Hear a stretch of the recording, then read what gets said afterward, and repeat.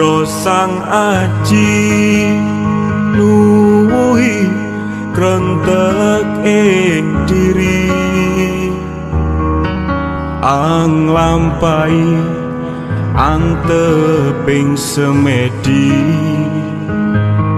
ambuka sambung marang murbaing dumati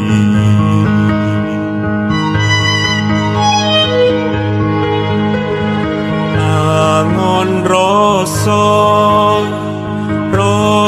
sejati linambaran sarono sesaji kagem alam kang suci pratingmu pusi hening saisine jagat eling marang urip sejatine urip kang sejati dumadaan ana cahya kang nyulapke netra merem nganti kebuka tomus tekan ana ing jiwa patraping sang aji nrimo wewara sangke murbae dumati mangkene iki sabdane Gusti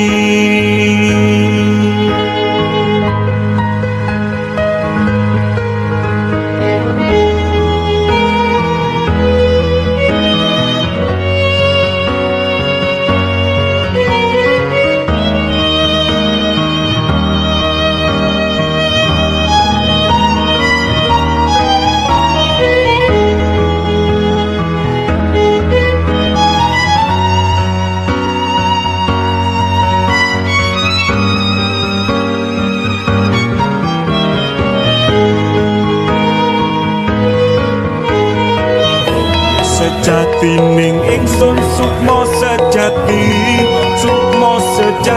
inggih roh sejati inggih urip sejati inggih uripe Gusti urip ingkang sampurna sampurnane gesang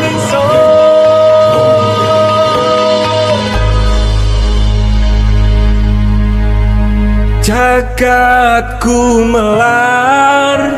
kanthi sunyaruri anggelar natas gesang diri pribadi nuwuhi sesanggit manunggal kaula Gusti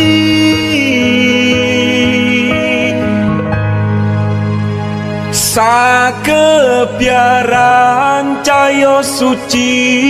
sang aji ang madangi petenge wengi merga wus bali marang